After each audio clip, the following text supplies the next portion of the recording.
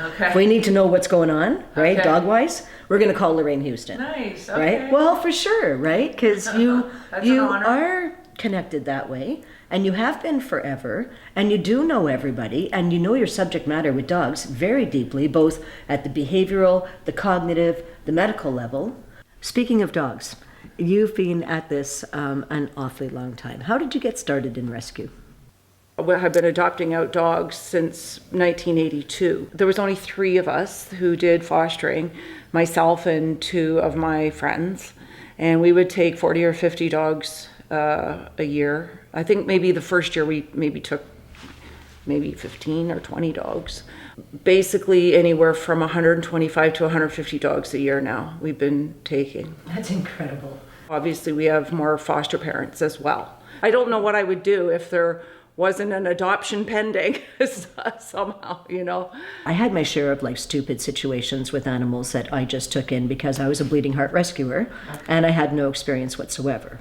We need time to make the proper arrangements to find that right foster home. It's not a matter of just putting the dog in any foster home. It's to make sure the foster home that is best suited to that dog is available. Like, it's very important that you set your foster parents up so that they want to foster again and again. Let's tell the community about the Speaking of Dogs Rescue Directory. So the Speaking of Dogs Rescue Directory has been published since 2001. I was just writing down numbers of people who did this dog or that dog and trying to help the local shelter. Because there's no governing body for dog rescues. There's no regulatory where you would apply or take a course. So we look to other rescues. We look to veterinarians. We look to shelters.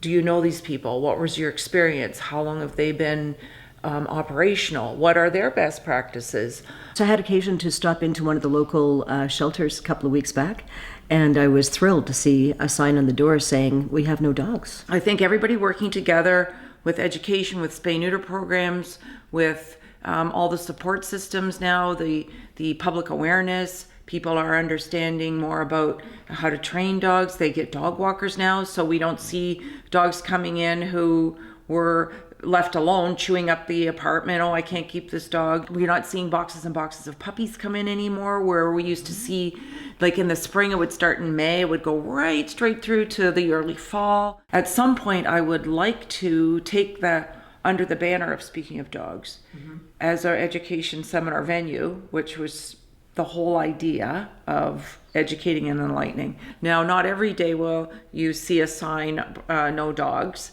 obviously. We can look back and see how far we've come, and it really is all about reaching to the education of the public.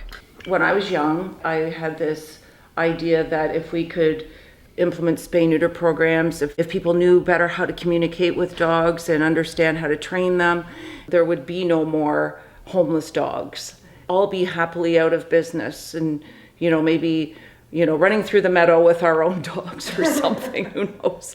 We've always been a senior dog rescue. We seem to be seeing more, and we're getting more phone calls for the rescue, please take that dog. And we do. We've just seeing more of them.